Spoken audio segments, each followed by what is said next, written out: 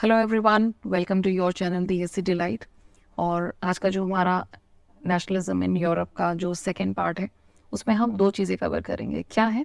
एक तो Frederick Sorio की ये पेंटिंग, इसका क्या सिग्निफिकेंस है, ये सब क्या है, और उसके अलावा फ्रांस की कलेक्टिव आइडेंटिटी। सो ये दो टॉपिक्स हमें देखने हैं। इसमें आपके जो शॉर्ट आंसर्स हैं वो भी कवर हो जाएंगे और आप इसमें लॉन्ग आंसर्स भी अटेम्प्ट कर सकते हो। अब सबसे पहले ये पेंटिंग देखो। इस पेंटिंग में यहाँ पे बहुत सारे नेशन स्टेट्स दिखाए हैं। तो सबसे पहले तो ये जो नेशन स्टेट्स हैं इनके सबके हाथ में क्या है? फ्लैग्स हैं। अपने अपने नेशन के फ्लैग्स इन्होंने हाथ में पकड़े हुए हैं। तो ये कॉन्सेप्ट है नेशन स्टेट का कॉन्सेप्ट। ये है ऊपर एंजल्स, ये सब एंजल्स यहाँ पे इनको ब्लेसिंग्स दे रहे हैं, ये भी बहुत खुश हैं। उसके अलावा ये है statue of Liberty. Statue of liberty जो जिसके हाथ में एक तो है टॉर्च ऑफ एनलाइटनमेंट। ठीक है, एनलाइटनमेंट क्या होता है? ज्ञान। कि एक ज्ञान लोगों को मिला है कि हमें राजा की पावर को एक्सेप्ट नहीं करना है और हमें अपना ग्रोथ, अपनी डेवलपमेंट करनी है, ये सारी चीज़ें। और ये है चार्टर ऑफ राइट्स। तो चार्टर ऑफ राइट्स क्या होता है? एक ऐसी बुक जिसके अंदर ह्यूमन राइट्स के बारे में बताया हुआ है ना। ये सब कुछ आप 9th में पढ़ चुके हो तो आपको ये चीज़ें बहुत जल्दी समझ आ जाएंगी। उसके अलावा यहाँ पे ये देखो, ये कुछ ब्रोकन रिमेन्स हैं, कुछ शैटर्ड, ये कुछ रिमेन्स हैं। ये क्या है? ये है एब्सोल्यूटिस्ट पावर के रिमेन्स। ठीक है, तो जो एब्सोल्यूटिस्ट पावर किसे कहते थे? जो राजा की पावर होती थी, उसके जो उसने कह दिया वही एक अल्टीमेट डिसीजन होता था। So that is absolutism. तो ये जो पूरी पिक्चर है ये बताती है फ्रेडरिक सोरियो के बारे में। फ्रेडरिक सोरियो कौन था? He was a French artist. कब बनाया था इसने? ये 1848। तो ये कुछ डेट्स आपको याद रखनी है, ये कुछ ईयर्स याद रखने हैं। और इसका मैंने पूरा एक्सप्लेनेशन तो आपको दे ही दिया है, समझ आ गया होगा। और ये जो सारे नेशंस हैं, ये क्या, ये एक ड्रीम है एक्चुअली। अभी ये ड्रीम पूरा नहीं हुआ है, बट फ्रेडरिक सोरियो ने ये पहले से ही सोच लिया था कि यहाँ पे एक ड्रीम है वर्ल्ड का कि जिसमें जो कंट्रीज हैं वो सारी डेमोक्रेटिक और सोशल रिपब्लिक्स होंगे, जहाँ पे लोगों का रूल होगा, वहाँ पे लोग रूल करेंगे, इस तरह से। तो अभी तक ऐसा हुआ नहीं था, बट ये उसकी इमेजिनेशन थी। तो फ्रेडरिक सोरियो ने पहले से ही सोच लिया था कि हमारे जो वर्ल्ड की कंट्रीज हैं वो ऐसे होंगी। ठीक है, ऐसे होते हैं हमारे आर्टिस्ट। उसके अलावा यहाँ पे क्या दिखाया है? जो उसका फर्स्ट प्रिंट है उसमें people of Europe and America. तो ये मार्च कर रहे हैं इन अ लॉन्ग ट्रेन और अपनी होमेज, मतलब अपना एक रिस्पेक्ट दे रहे हैं किसको? स्टैच्यू ऑफ लिबर्टी को। तो नेशंस हैं, नेशंस ने अपना अपना फ्लैग हाथ में लिया हुआ है और where they are marching? So they are marching towards Statue of Liberty. Statue of Liberty ने दो चीज़ें पकड़ी हुई हैं। क्या है? एक तो दिस इज टॉर्च, जिसे हम मशाल कहते हैं, ऑफ एनलाइटनमेंट, कि भाई लोगों को ज्ञान दे रही है ये कि आपको अपने हक के बारे में पता होना चाहिए, और आपको जो एब्सोल्यूटिस्ट पावर है उसको नहीं मानना है। अब इसमें दो क्वेश्चंस और आ जाते हैं कि भाई यूटोपिया क्या होता है, यूरोपियन सोसाइटी क्या होता है। तो इसकी डेफिनेशन क्या होगी? A society which is unlikely to exist. क्यों भाई? एक ऐसी सोसाइटी जो कभी एग्जिस्ट ही नहीं कर सकती। क्यों? क्योंकि ये इतना ज़्यादा आइडियलिस्टिक सोसाइटी है जिसमें हर कोई बहुत एक प्यार से अपने मिलजुल के रहता है, जहाँ पे कोई क्राइम्स नहीं है, कोई भी मुसीबत नहीं है, प्रॉब्लम नहीं है। ऐसी सोसाइटी, अब ऐसा हो सकता है? नहीं। तो ये एक यूटोपियन सोसाइटी का कॉन्सेप्ट है जो फ्रेडरिक सोरियो ने इमेजिन किया था। ठीक है, हिंदी में हम इसे कहते हैं राम राज्य, राइट। अब मैंने आपको ये ऑलरेडी बता ही दिया है, torch of enlightenment, charter of rights जो इसने अपने हाथ में पकड़ा हुआ है। तो दोनों हाथों में दो चीज़ें हैं। ठीक है, यहाँ पे वर्ल्ड के जो अलग अलग नेशंस हैं वो कैसे आइडेंटिफाई हो रहे हैं? थ्रू देयर फ्लैग्स, जो आज के टाइम में एक्चुअली होता है।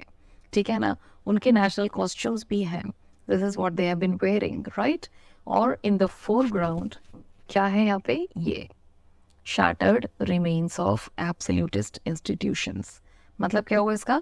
कि जो भी राजा की पावर थी, जो भी राजा रानियां और जो चर्च जिनकी अथॉरिटी थी, अब सबको तोड़ के यहाँ पे फेंक दिया है। तो ये सिंबल है कि भाई अब लोगों को समझ आ गया है, अब वो उनकी जो मनमानी है अब उसको नहीं सहेंगे, राइट। तो इसलिए तो फ्रेंच रेवोल्यूशन हुआ था, दैट यू नो। अब एक और चीज़ आती है, वो है फ्रांस। अब सारा जो यूरोप है वो फ्रांस से इन्फ्लुएंस हुआ था। तो फ्रांस ने ऐसा क्या किया था, एक क्वेश्चन ये आता है कि भाई फ्रांस ने ऐसा क्या किया था कि जिससे उसने एक कलेक्टिव आइडेंटिटी बनाई थी। तो फ्रांस के लिए क्या क्या मेजर्स लिए थे। सबसे पहला फ्रांस ने क्या किया था, एक तो एक यूनाइटेड कम्युनिटी बनाई थी कि भाई सारे जो लोग हैं उनको इक्वल राइट्स मिलेंगे, सेम कॉन्स्टिट्यूशन होगा वहाँ पे, मतलब जो लॉज होंगे वो सबके लिए बराबर होंगे, equality before law. French flag बनाया था, इस तरह का ट्राई कलर फ्लैग उन्होंने बनाया था, ठीक है। तो जो पहले वो रॉयल स्टैंडर्ड्स थे, राजा, उन सबको रिप्लेस करके उन्होंने फ्लैग बनाया।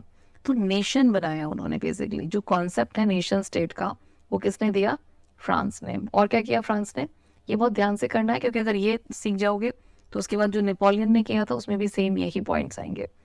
Active citizens, elected the estate general, ये सारी चीज़ें वही हैं जो आपने लास्ट ईयर पढ़ी थी 9th में। एस्टेट जनरल और इसका नाम नेशनल असेंबली रखा गया था। तो ये आपके लिए बहुत ही इजी टॉपिक है। वहाँ पे एडमिनिस्ट्रेटिव सिस्टम सेंट्रलाइज्ड हो गया था।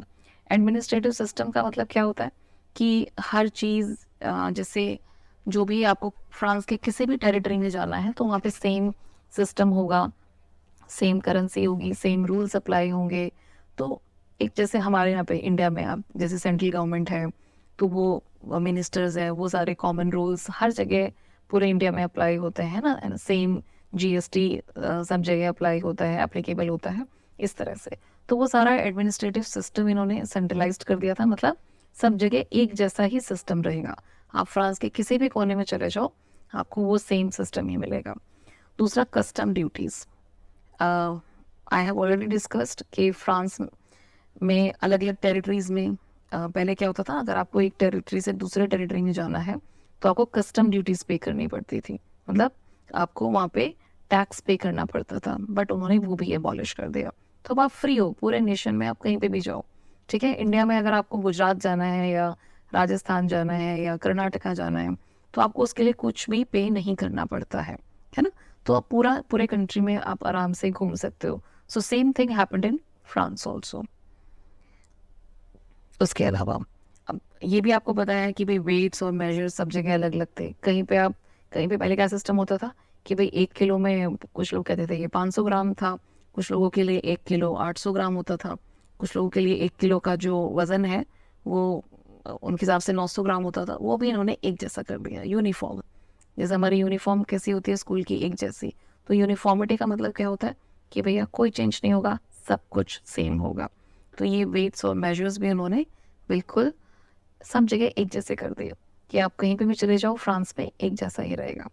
Regional dialect was discouraged. Dialect क्या होता है, बोली, है ना। जैसे अगर हम देखेंगे हिंदी लैंग्वेज, तो हिंदी लैंग्वेज के ही कितने सारे स्टाइल होते हैं, कितने कितने अलग अलग तरीके से। आप मथुरा जाओगे तो वहाँ पे लोग अलग तरीके से बोलते हैं, मोको, तोको, लाइक दैट। तो वो हिंदी ही है लेकिन उसका जो स्टाइल है वो अलग है, उसे डायलेक्ट कहते हैं। तो उन्होंने वो भी डिस्करेज करा। क्यों? ताकि वो एक कॉमन लैंग्वेज को प्रमोट करे। तो उन्होंने फ्रेंच लैंग्वेज को प्रमोट किया एज अ कॉमन लैंग्वेज। उसके अलावा उन्होंने हिम्स कंपोज करे। ये हिम्स क्या होता है, इसका प्रोनाउंसिएशन होता है हिम्स। हिम्स कंपोज करे मतलब नेशनल सॉन्ग्स, नेशनल एंथम। जैसे हम इंडिया में हमारा एक नेशनल एंथम है, एक नेशनल सॉन्ग है, ठीक है। इस तरह से इन्होंने भी अपने हिम्स बनाए ताकि लोगों में एक नेशनलिज्म की फीलिंग आए। और मार्टियर्स वर कोमेमोरेटेड। कोमेमोरेटेड मतलब उनको याद किया जाता था, जो शहीद होते थे उनको याद किया जाता था। ओथ्स ली जाती थी। ओथ्स क्या होती हैं, शपथ लेना। तो इन सारी चीज़ों से फ्रांस ने अपनी एक कलेक्टिव आइडेंटिटी को रिप्रेजेंट किया। This is what France did. So आज की वीडियो में इतना ही। मिलते हैं अगली वीडियो में with next topic in the same chapter. Till then, bye everyone.